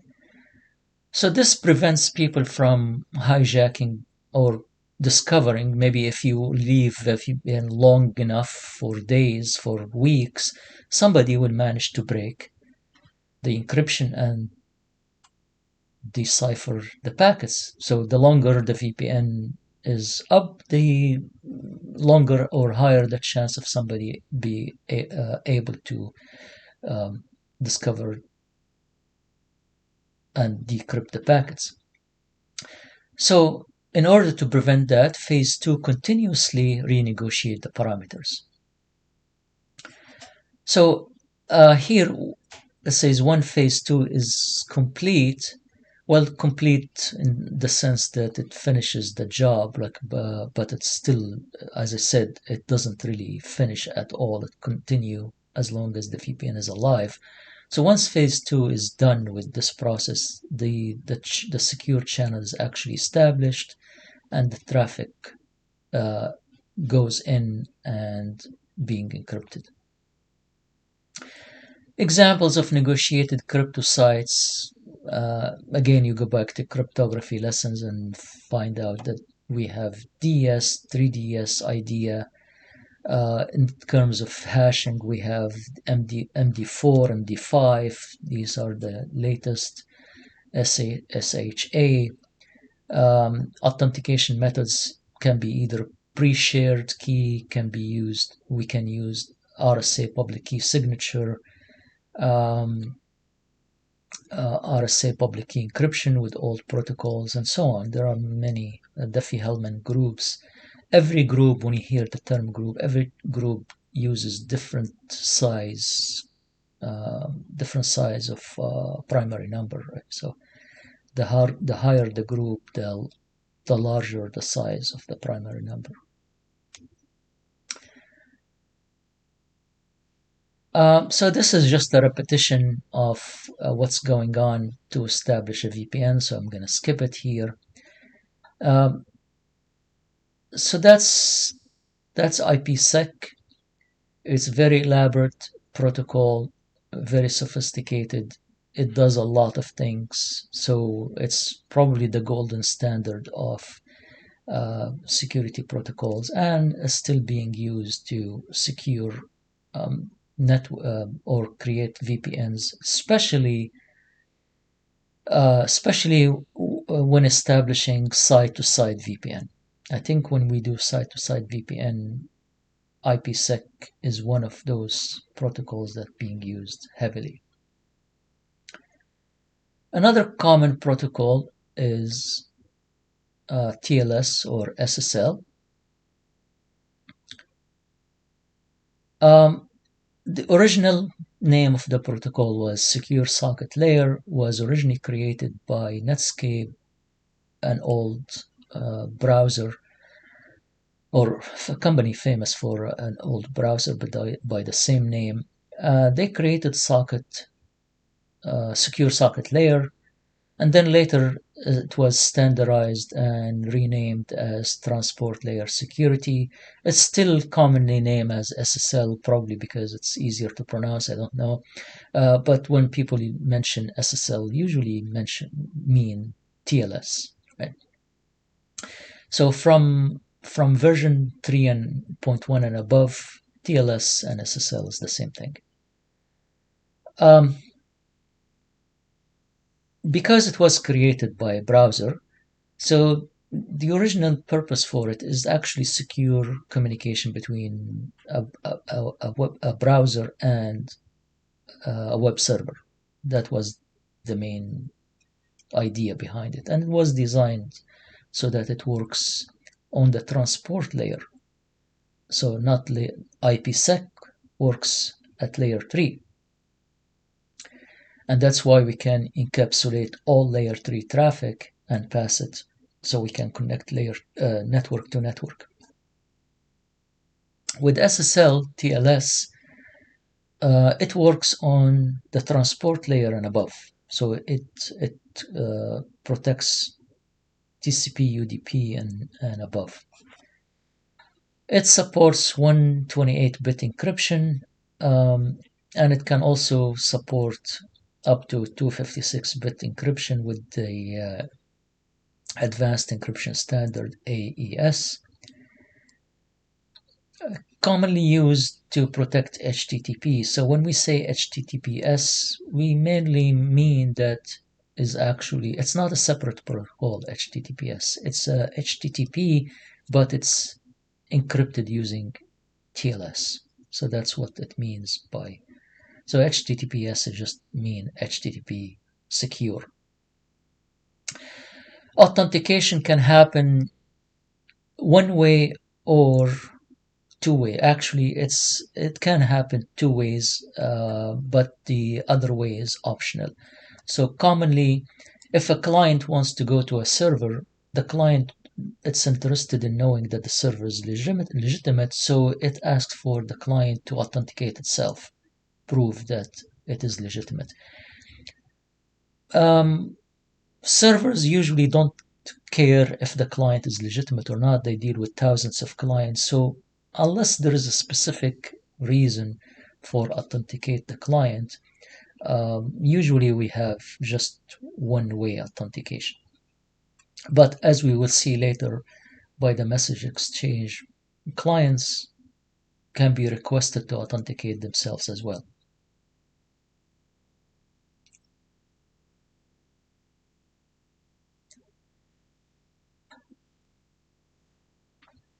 So SSL VPN can encapsulate information at layer 6 and 7. That means up to, well, it should say layer 5, 6, and 7 because it encapsulates everything on top of transport. I mentioned connecting using web browser. We can use it to predominantly do remote access. So that's the main application of SSL. It can be used to do site-to-site connection, but that means that we are encapsulating an IP layer packet on top of another IP layer packet, right? So we are sending it because the SSL, as we will see next slide here or the next few slides, it actually works on top of TCP. On top of TCP, which means that it doesn't protect IP and TCP, it protects everything on top of it. So if I want to create a LAN to LAN, site to site connection, I have somehow to encapsulate all the traffic, the IP packet, as inside the TCP or UDP packet of another aside UDP and TCP payload, right? So this means that I'm going to create a tunnel. I'm going to encapsulate one IP packet inside another IP packet. All right, but let's not go into too much detail in this area because our goal here is to understand how SSL TLS works. So TLS is a lot more friendly than IPsec, if I can use this term. It's less expensive here. It doesn't have a lot of these multiple options, so it's easier to deal with. Generally speaking, IPsec needs to have either a dedicated appliance or a dedicated software to create it. IPsec, right? So if I want to create IPsec between two hosts, let's say back to this example here, the two hosts have this firewall to the right, to the left, and the firewall to the right. They have to be able to support IPsec. If I want to create a VPN between these two hosts, then I have to create a VPN. I have to use a VPN software between these two. So I have to purchase download VPN software that allows me to create this. Right. TLS, on the other hand, comes free. TLS is built in every major web browser. So if you are using Chrome, for example, it comes built in. If you are using any of the Microsoft web browsers, it comes, and I'm imagining the Macs as well. So any browser will support the TLS VPN by default as a built-in, which makes it platform independent. Whether I use Windows, whether I use Linux, whether I use Mac, there's always a browser that can support TLS, which is a lot more flexible, right? And so that creates a client flexibility. If it's available, then we can use it for a lot of applications. I mentioned before that one of the problems with VPN is NAT. If I'm going to encrypt the entire packet, and the NAT will try to change the source IP address of the packet. So how can it change the source if it's encrypted? Or if I'm trying to maintain the integrity of the packet, which means no change whatsoever is allowed, but the NAT wants to change the source packet and change the port numbers as well sometimes. So there is always a clash between IPsec and NAT. There are certain solutions for that, and you can look them up in the material associated with this course. So there are solutions. NAT traversal, for example, or NAT-T as one of them. But these sometimes they create incompatibilities, so they're not perfect solutions. And sometimes if you try to connect two different devices using IPsec from the devices are from two different vendors, you may not be able to connect because of this NAT issue, because each vendor may have a different way to bypass NAT or solve the NAT problem. IPsec works on top of TCP. NAT happens at layer 3, so there is no issue. Everything, the encryption will happen above TCP, so NAT is not an issue.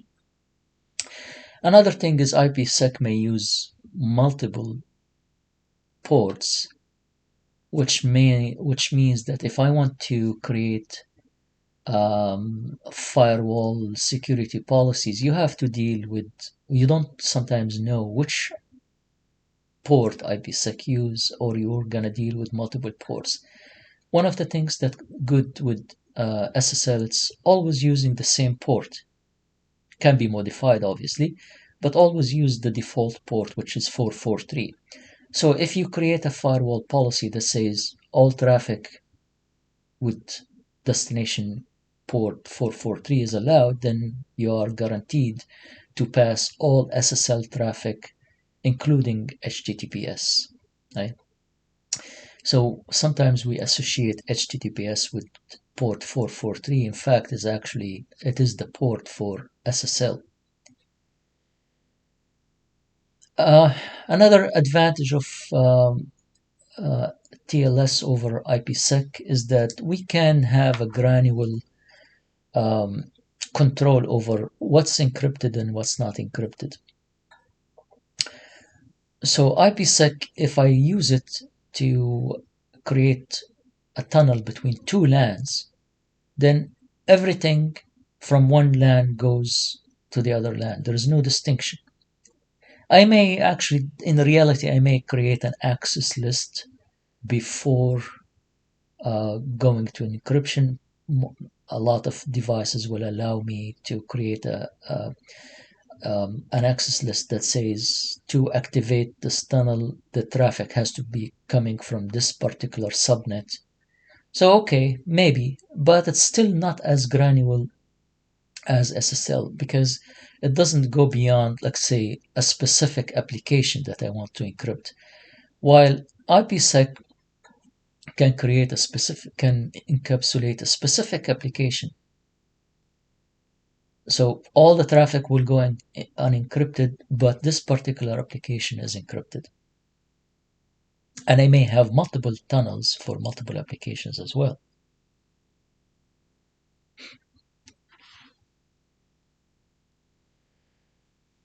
And as the note says here, this could also be considered drawback, right? So because you may argue that IPsec will encrypt everything, I don't have to deal with details. But if I want TLS, then I have to identify a lot of applications. So it could be also considered a drawback. As I said, IPsec for LAN to LAN connection, site to site connections, IPsec still very useful. Okay, so let's look at the details. TLS SSL works on top of TCP, so it encrypts anything above the transport. It has sub-protocols. You can see them there. So the handshake protocol, chain cipher spec protocol, alert protocol. HTTP is considered one of those sub-protocols, heartbeat protocols. So in order to simplify things, and also before I move any further, there is something called record protocol. So there are actually two layers of protocols on top of TCP. So in order to simplify things, we'll just talk about the handshake, which is one of the most important things. We'll say this, the SSL operation, how it creates the VPN, right? So as the picture shows here, we have a client and server. Imagine the client, your web browser, the server is the website that you want to visit. Initially, the client, well, all of this works on top of TCP, by the way, right?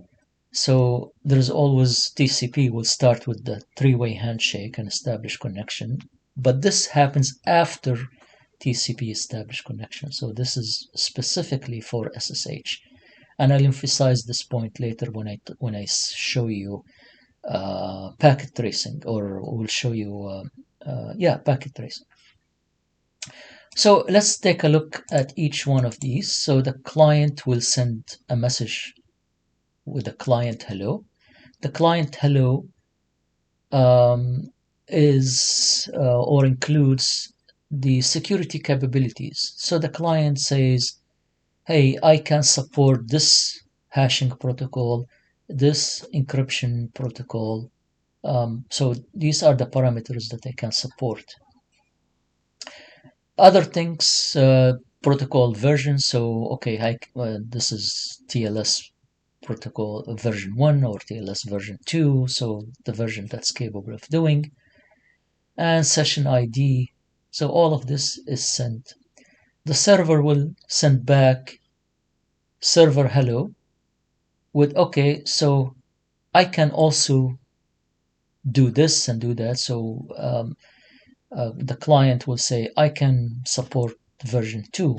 So the server will say, all right, me too, I can support version 2. So, okay, we agree on the version number, we agree on these capabilities. Okay, so that's the phase 1. Phase 2, the server will send its certificate. Remember in the previous lecture we talked about security certificate authorities and digital certificates. So this is a digital certificate. The digital certificate, again, remember, it includes, among other things, the server identity vouched by a certificate authority, and also includes the public key in the public key cryptography. So the certificate includes this information. The server optionally may ask for authentication from the client. So if the client is supposed to authenticate itself, it sends the certificate here. But these are not, this is optional, right? You'll see here the server key exchange. This is where both sides will agree using Diffie-Hellman algorithm or sometimes other techniques to agree on a secret key for secret symmetric key cryptography, right? So this is where it happens. Some of these gray lines are optional, but certificate is commonly used for authentication.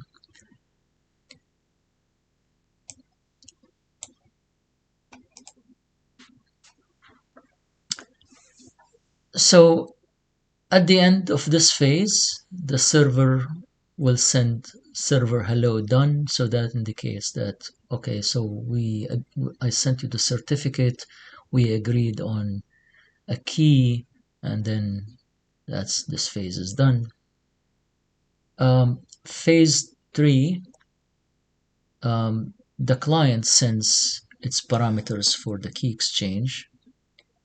So this is one way message. So here, if for Diffie-Hellman algorithm, this is where we send Diffie-Hellman parameters, and the client here will send its own Diffie-Hellman parameters. So what happens after that? At the end of phase 3, both sides agree on a key. So phase 4 is actually all the traffic is being encrypted. So, and that used also to confirm that the parameters are agreed on. So the message that the client sends is change cipher spec.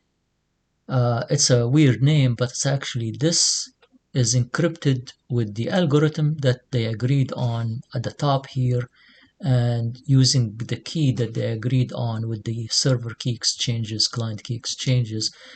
So it sends this message and it sends finished.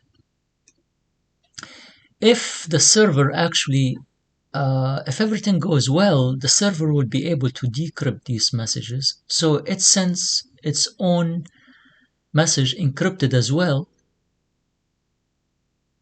and the client will be able to decrypt it and see it. So these messages, you will not be able to see them using Wireshark because they are encrypted.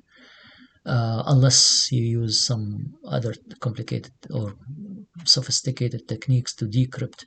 But these will be encrypted. But the purpose of the phase 4 is to confirm that all the protocols that we agreed to are okay. And the way to confirm is that for each side to be able to decrypt the other side message.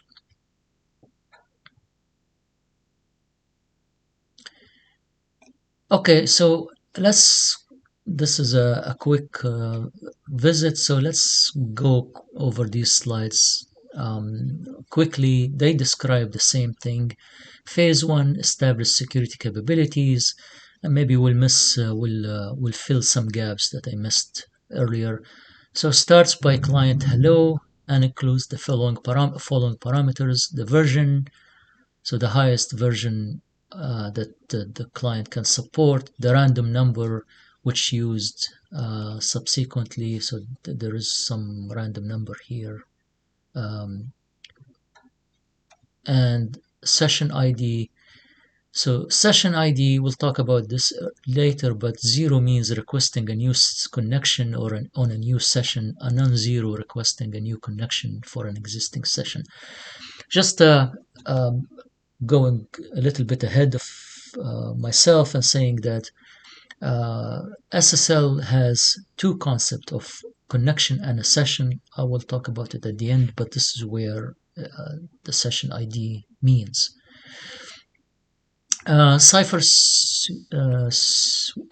is a list of cryptographic algorithms supported by the client in decreasing order of preference. Right? So let's say I want AES and 3DS and DES. These are the things that I can support. So in the order of preference. So the top means that's the best one that I can, or the most preferred one. 3DS is the second preferred one, and so on.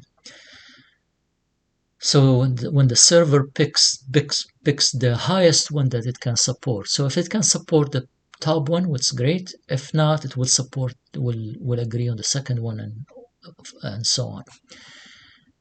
If there is a compression, then the list of compression methods the client supports. So also SSL can be used to send files, and the files can be compressed.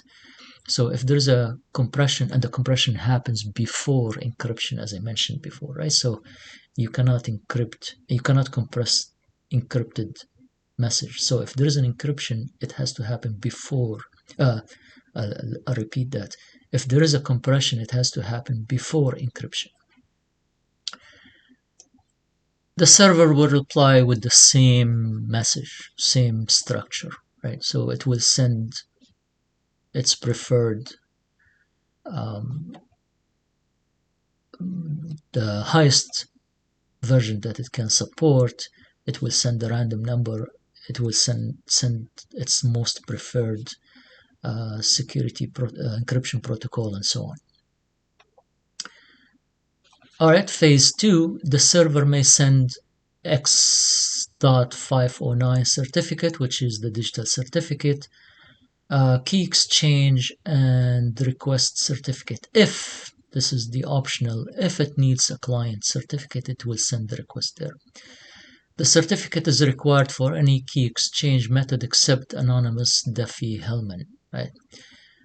So the certificate includes the public key. So we'll use the public key for any key exchange. Diffie-Hellman does not require public key. It requires a prime number, but it doesn't require the public key. So if there is a Diffie-Hellman exchange, then that will happen without using the public certificate. So in this case, the certificate will be used only for authentication. So there are many options. I'm just going through the quick one, the most common ones. If Diffie-Hellman is used, a certificate message functions as the server key exchange message because it contains the server public Diffie-Hellman parameters.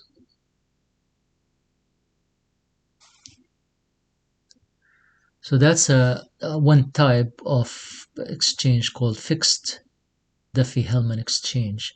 The the one that was explained in the second point is anonymous Diffie-Hellman, right? So if there is anonymous, then the certificate um, is not needed.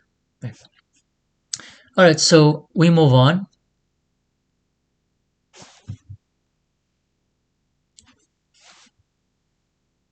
In phase three, the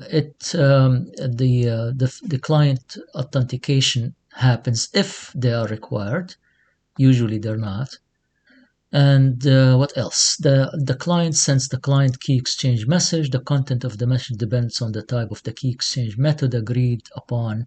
RSA, fixed Diffie-Hellman, anonymous Diffie-Hellman, ephemeral Diffie-Hellman, or no client authentication.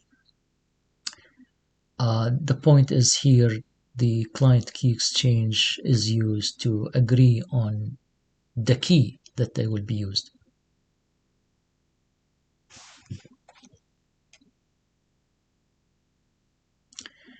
And finally, this phase completes the setting up the secure connection. The client sends change cipher spec message and copies the pending cipher spec into the current cipher spec. And the client then immediately sends the finished message under new algorithms, keys, and secrets. The finished message verifies that the key exchange and the authentication process were successful. Right? So it says, here is all the parameters that we agreed on, and from now on, I'm going to send you everything with these parameters. Everything would be encrypted. Right. Okay, so I mentioned before that there is the concept of session and the concept of connection in SSL. So the reason behind that was SSL was created to deal with encrypting traffic to. Let me show you an example here. Traffic to a website. Right? Website in HTTP version 1, the website includes a lot of pieces. The logo, the menu bar, the content footer, some other information, headers, and so on. If you look at the traffic for HTTP version 1, each one of these is a TCP connection, a separate TCP connection, which means that if I want to encrypt it using SSL, I have to encrypt each TCP connection separately, which means that each TCP connection has to have negotiating phase and agreeing on parameters. So that means that downloading encrypted website will take a long time. So instead, SSL tried to improve the performance of this by creating the concept of a session and a connection. So we'll start with the connection first, but the session is a long-term connection, right? So the connection refers to the communication link between a client and server. It involves the entire process of establishing a secure channel between a client and server, including a handshake, key exchange, and subsequent data transmission. So all of this happens in a connection. The connection itself is identified by a unique set of parameters. Remember, there was an ID there, random numbers and IDs.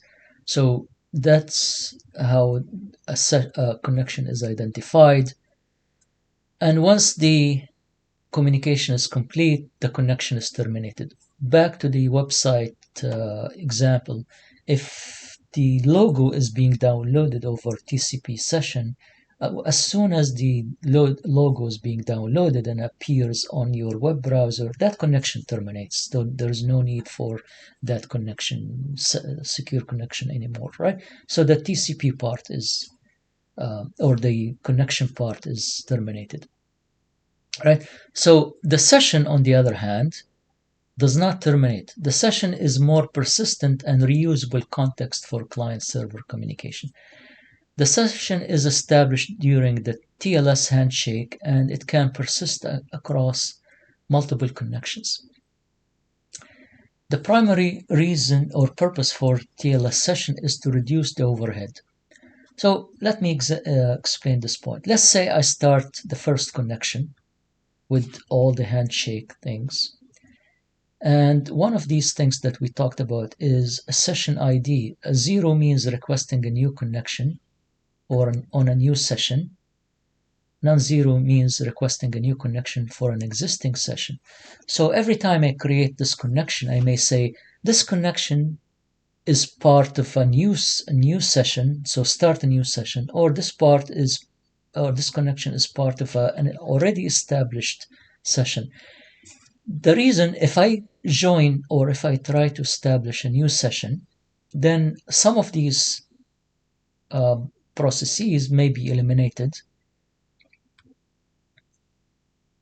Let me go back to the slide here. So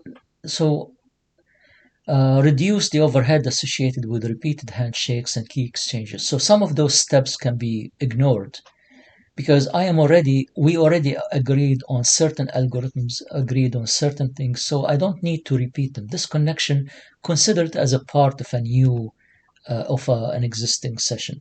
So the connection starts first.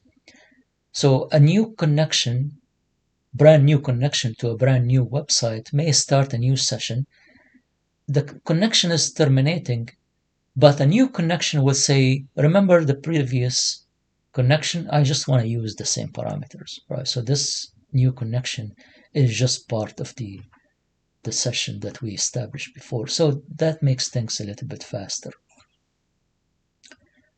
The sessions are identified by unique session ID and session ticket generating during the handshake process.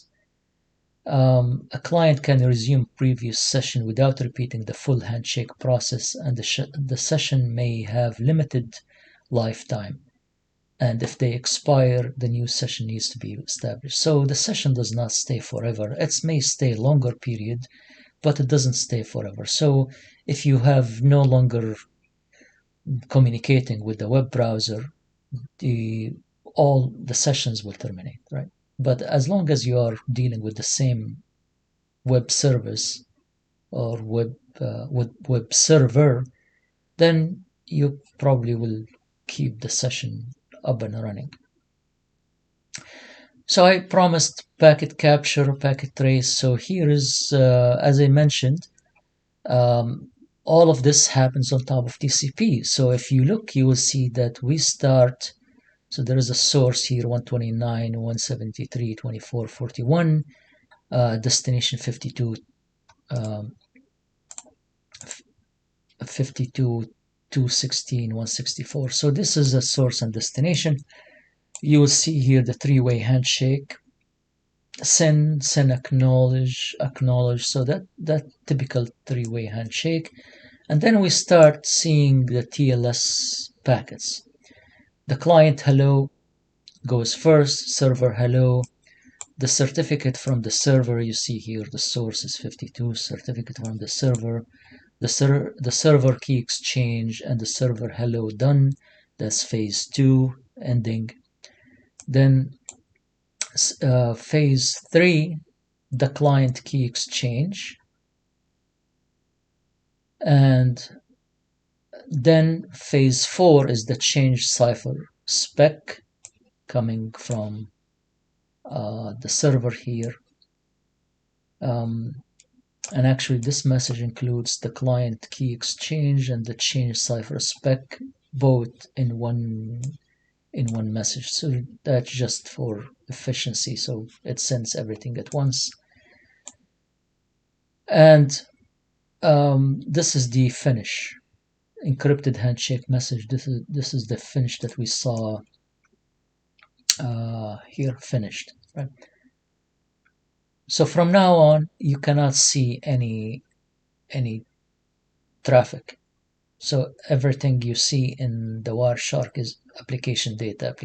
You cannot see any details. Everything is encrypted here, right? So in summary, the client messages server to initiate SSL TLS. The server sends back an encrypted public key certificate. The client checks the certificate, creates and sends an encrypted key back to the server. Or if the certificate is not okay, of course, it doesn't go any further. Server decrypted the key and delivers encrypted content with the key to the client. So this is a very short summary of how it works. Right? HTTPS is just HTTP over SSL, so it combines HTTP with SSL. Not much to say here, except that everything starts with TCP handshake, and then the connection starts with SSL TLS handshake, and then we start seeing HTTP traffic. The closure is slightly different. The closure, if we think about the TCP connection has to be terminated, right? But since there is a SSL TLS protocols, um, the closure happens at the SSL level. So SSL level exchange close notify alerts. Then that's what happens, and then the TCP connection is closed. So this is a minor information here. If you are tracing HTTP session, you may consider it or you may see it. Here, it's almost a repeat of the same thing before. So we have the three-way handshake, we have the client hello, server hello, and after that we see only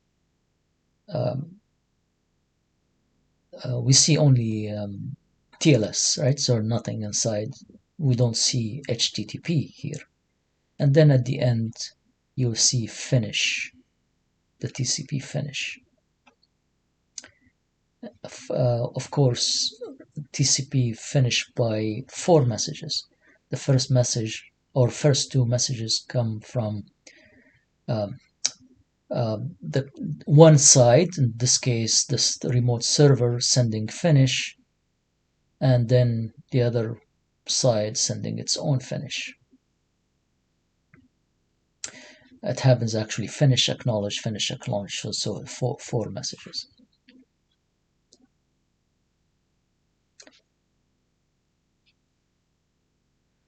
Okay, this is what we talked about before. Now the final protocol that I'll talk about is SSH. SSH stands for Secure Shell Protocol.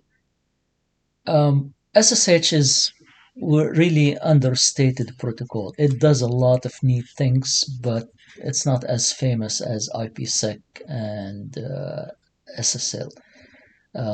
SSH can do a lot of things, including creating a full VPN. But the main applications that we know about SSL is used to log in to a remote host. That's the common use for SSH. We just use it to log in instead of Telnet, which is not secure at all. I may use it to execute a single command, and you may have encountered this where I can send a remote command to a router to change a configuration using SSH, for example. Some protocols like netconf, for example, using SSH as their underlying protocol. We can use it to secure file transfers, and we can use it, of course, as a backup or copy files. So if I can do file transfer, I can backup files, and I can use it also with OpenSSH to create a VPN.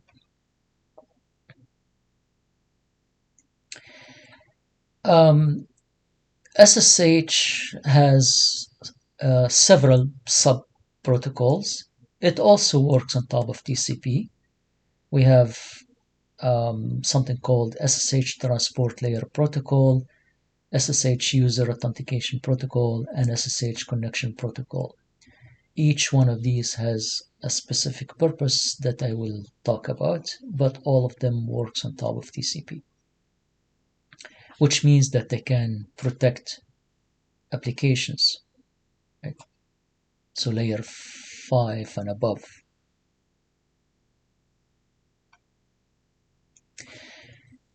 Okay, so the transport layer protocol is responsible for providing secure and reliable communication channel, establish the initial connection, negotiates encryption algorithms,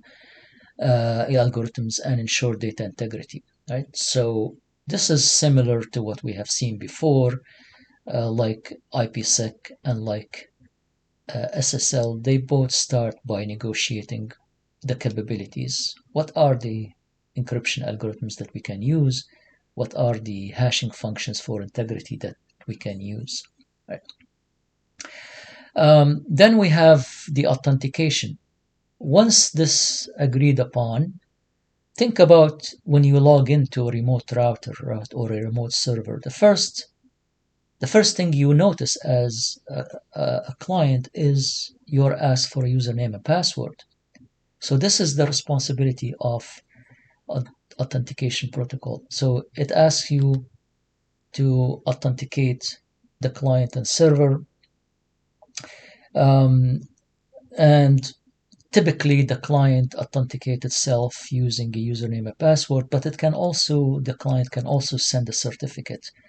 If the client is not a human being, if the client is a person, an application that needs to access a router to download a file for backup, then it's not going to be able to send the username and password. So we use different techniques. We use a certificate. Uh, the server also authenticates itself, and we'll talk about this by sending a certificate as well, among other things. And then finally, the connection protocol. The connection protocol, SSH allows multiple channels to be created with the same destination. So I may have multiple things doing with the same destination. So each one of them will have a different channel. So I may be logging in to a shell and also sending commands. So the two happen at different channels. We can have file transfers and interactive sessions at the same time. So that's happened with or facilitated by the SSH connection protocol. There are also other components. So these are the layers that we talked about here, but there are also other protocols that are loosely associated with SSH. So the SSH file transfer protocol, which is if you are using Linux or even Windows, you can use the command SFTP. It depends on the operating system, of course, but you can use a command to transfer a file to or from a remote destination, encrypted and optionally compressed as well. So that happens maybe above these two layers, right? So it happens because it's an application. It's an application layer protocol. Provides secure file transfer subsystem within the SSH, allow file operations, upload, download, delete, etc. It functions independently but often integrated with SSH.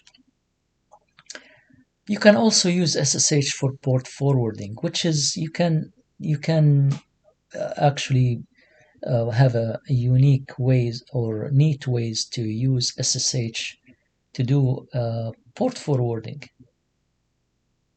Sometimes you can use it to bypass some of the restrictions. So if port 80 is not open on the remote server, but port 88 is open, you can actually, from your local device, you can go through port 80 and SSH will translate that to port 8080 on the other. So this is just a small example, but there are many ways to use SSH to do these things, neat things. SSH also has a way to exchange a key between the server and the client using Diffie-Hellman. Almost all protocols use Diffie-Hellman as at least one way to exchange keys. Not the only way. We didn't really go into details for each protocol, but there are so many ways to have a common key um, between the two entities. Diffie-Hellman is the common one because it doesn't require any prior exchange of keys, and it does it on the fly. All right, the operation. So, as usual, we establish a connection using over TCP port 22. That's the default. You can change that, but the default for SSH is TCP port 22. I think I mentioned the wrong port initially, so I apologize, but it's port 22. Then we'll have a version negotiation. So both client and server exchange their proposed or supported SSH protocols and protocol version and agree on protocol version for the session. So these are these messages here. Key exchange, a common practice among all the protocols. Diffie-Hellman is commonly used. And then we have user authentication. The server requests user authentication. The client provides authentication credentials, typically in the form of username and password. But sometimes we use something else like a certificate. So public key authentication is often preferred for its security and convenience, which is a certificate. One thing that we notice also that the server has to authenticate itself to the client, but this doesn't happen using the protocol itself. It has to happen offline. So how do I trust the server? So in this case, the client is supposed to know if it trusts the server or not, right? So that's a comment that I want to make, and there are more details about this in the material I supply for this lecture. Then the encryption, so the client and server establish an encrypted communication channel using the shared keys generated during the key exchange, this part. So by the way, this is where it happens. This is the phase. By the way, this is not complete. It talks about the first phase here and the second phase, which is the key exchange. It doesn't show the user authentication, the other things, right? So keep that in mind. The encryption, and then we have the session establishment. So after everything is agreed upon and we have a key for symmetric key cryptography, now we are able to encrypt all the traffic. So now we actually have secure communication.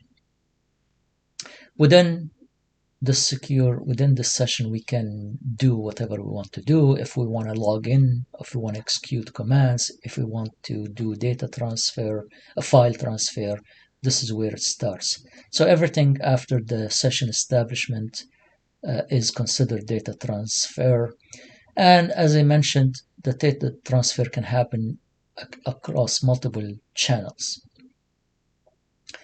Every channel will be responsible for one task. The details of this is not mentioned here, but this is one of the advantages of SSH. And finally, the connection is terminated. Either the client or the server can terminate the sessions here, the connection.